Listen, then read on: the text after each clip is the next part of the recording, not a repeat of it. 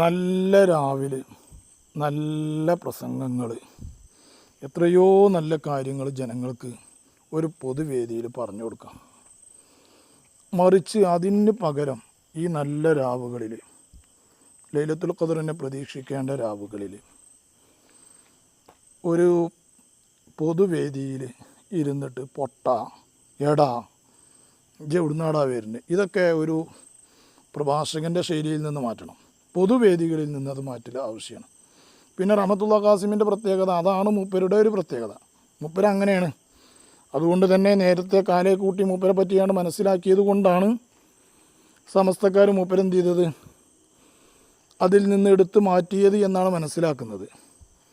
അത് ചിലപ്പോൾ ജിഫ്രി തങ്ങളുടെ ഒരു കറാമത്തേക്കാരം, അതുകൊണ്ടാണ് അത് എടുത്ത് ഒഴിവാക്കാൻ കാരണം എന്നാണ് മനസ്സിലായത്.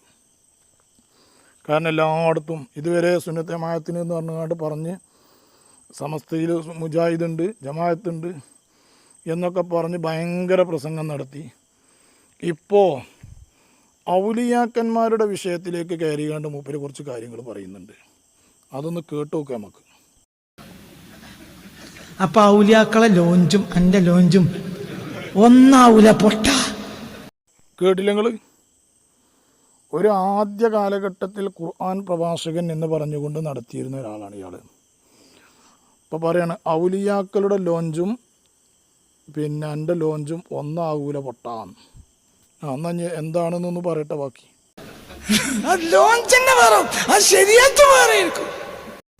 അപ്പോൾ അത് ശരീഅത്ത് വേറെയാണ്, അഥവാ ഔലിയാക്കന്മാരുടെ ശരീഅത്ത് വേറെയാണ്. അപ്പോൾ ശരീഅത്ത് രണ്ടെണ്ണമായിട്ടോ, ശരീഅത്ത് വേറെയാണ്, ഓരോ ശരീഅത്ത് തന്നെ വേറെയാണ്.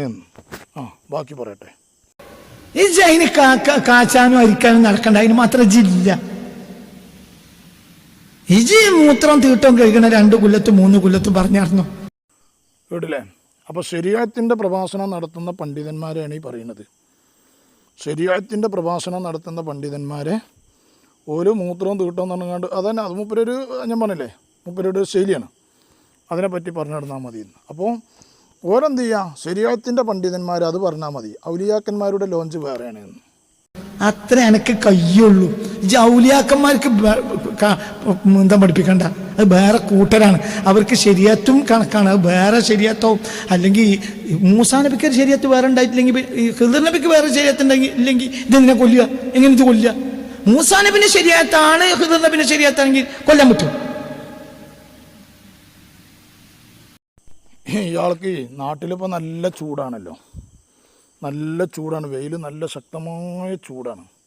കാരണം എവിടെ ഇരിക്കാനും നിൽക്കാനും വയ്യ. അപ്പോൾ ഇയാൾക്ക് പ്രസംഗത്തിലും ചൂട് പിടിച്ചാണെന്നാണ് തോന്നുന്നത്. മൂസാ നബിൻ്റെ ശരീഅത്തൊന്ന് വേറെ, ഖിദ്ർ നബിൻ്റെ ശരീഅത്തൊന്ന് വേറെ. അത് രണ്ടും ഉമ്മത്തല്ലേ, വേറെ വേറെ തന്നെയല്ലേ. ഇത് നബി സല്ലല്ലാഹു അലൈഹി വസല്ലമ തങ്ങളുടെ ഉമ്മത്തിൽപ്പെട്ട ഔലിയാക്കന്മാരെ പറ്റിയിട്ടല്ലേ ഈ പറയുന്നത്. ഓർക്ക് വേറെ ശരീഅത്താ? ആ കുട്ടികൾ ഇവരെ പന്ത് എറിഞ്ഞിട്ട് ഇപ്പൊ കണ്ണട പോയി നിൽക്കുക. അപ്പൊ മൂസാ നബിക്ക് ദേഷ്യം കൊടിക്കും ഖിദ്ർ നബിയെ ഒരു തല്ലെങ്കിൽ കൊടുക്കുന്ന, അത് വേണ്ടടാ, അത് പടച്ചോന്റെ അടുത്ത് കുറ്റം കിട്ടുന്നല്ലേ പറയണ്ടേ. മൂസാ നബിന്റെ ശരീഅത്ത് അനുസരിച്ച് ഖിദ്ർ നബി ആണെങ്കിൽ ഇവര് രണ്ടാളും നടന്നു പോയപ്പോ ഒരു പന്തെറിഞ്ഞാണ്ട് ഇവിടെ കണ്ണട പൊട്ടിച്ചു നിൽക്കുക. അപ്പം മൂസാ നബി എന്താ പറയണ്ട്, ഖിദ്ർ നബി നിങ്ങൾ ഇതിനെ വെറുതെ വിടരുത്, ആജാതി കുട്ടികളാണ്, കോട്ടിക്കണ കണ്ണട പടക്ക്. പൊന്നാര ഖാസിമി, മൂസാ നബിൻ്റെ ശരീഅത്തും ഖിദ്ർ നബിൻ്റെ ശരീഅത്തും രണ്ട് തന്നെയല്ലേ? അത് രണ്ടും ഉമ്മത്തല്ലേ? നബി സല്ലല്ലാഹു അലൈഹി വസല്ലമ തങ്ങളുടെ ഉമ്മത്തിങ്ങളിൽപ്പെട്ട ഔലിയാക്കന്മാരുടെ ശരീഅത്ത് വേറെയാണെന്ന് പറഞ്ഞു. നിങ്ങൾ എന്താ ഇപ്പം നിങ്ങൾ ഈ പറഞ്ഞു കൊണ്ടുവരുന്നത്? നിങ്ങളൊരു തീജാനി തരീക്കത്തിലുണ്ട് എന്ന് വിചാരിച്ചിട്ട് പിന്നെ ഔലിയാക്കന്മാർക്ക് ശരീഅത്ത് വേറെയാണെങ്കിൽ, അപ്പോൾ ഒരു ഔലിയ റമദാൻ മാസത്തിൽ വെള്ളം കുടിച്ചാണ്, പകലിൽ വെള്ളം കുടിച്ചാന്ന് വെച്ചാൽ ആ ശരീഅത്തിന് ഇത്തിബാ ചെയ്യണമെന്ന? അല്ലെങ്കിൽ റമദാൻ മാസത്തിൽ അയാൾ കഞ്ഞുടിച്ച് വെള്ളം പിന്നെ ചോറ് കഴിക്കണ ഭക്ഷണം കഴിക്കണ കണ്ടു കഴിഞ്ഞാൽ അയാളുടെ ആ ശരീഅത്തിന് ഇത്തിബാ ചെയ്യണമെന്ന? അല്ലെങ്കിൽ അയാളൊരു സ്വർണത്തിൻ്റെ മൂതലിട്ട് കൊണ്ട് നടക്കുകയാണ്, അയാളുടെ ഒരു സ്വർണത്തിൻ്റെ മൂതലിട്ട് കൊണ്ട് നടക്കുകയാണ്, അയാൾ ഇത്തിബാ ചെയ്യണമെന്ന? അയാളെ ശരീഅത്ത് അതാണ് പറഞ്ഞുകൊണ്ട് എന്താണ് നിങ്ങൾ ഈ പറയണത്? നിങ്ങൾ ഈ ജനങ്ങളെ പൊട്ടനാക്കരുത്, ജനങ്ങളെ ഭിന്നിപ്പിക്കരുത്. അത് വളരെ ദോഷം ചെയ്യും. കാരണം സമൂഹത്തിന് എന്നല്ല, ഇസ്ലാമിന് എന്നല്ല, മുസ്ലിമിനിക്ക് വളരെയധികം ദോഷം ചെയ്യും അത്. എന്താ നിങ്ങളീ പറയുന്നത്? നിങ്ങളെന്നൊന്ന് കേട്ടോക്കാണ്. നിങ്ങളുടെ ശൈലി സംസാരത്തിൽ ഒരു പരിഹാസ ശൈലിയാണ്. എടാ പോടാ പൊട്ടാ എന്നൊക്കെ പറയുമ്പോൾ കരുതും അതൊരു വ്യക്തിയോട് പറയണം. വ്യക്തിയോടല്ല സുഹൃത്തുക്കളെ പറയണം, മൊത്തത്തിലാണ് മൂപ്പർ പറയണത്. അത് എടാന്നൊക്കെ പറയുന്നത് മൊത്തത്തിൽ ഇങ്ങനെ പറയണം. ഏതായാലും വളരെ മോശമായ ഗ്രൂപ്പാണ് ഇയാൾ ഈ സംസാരിക്കുന്നത്. കാരണം ഇതുകൊണ്ട് വരാൻ പോണത് എന്താണെന്ന് വെച്ചാൽ കുറച്ച് കള്ളൗലിയാക്കന്മാരുണ്ട്. അതേമാതിരി നമ്മളെ കുരുവട്ടൂരികളെ പോലെ കുറച്ച് ആൾക്കാരുണ്ടാവും.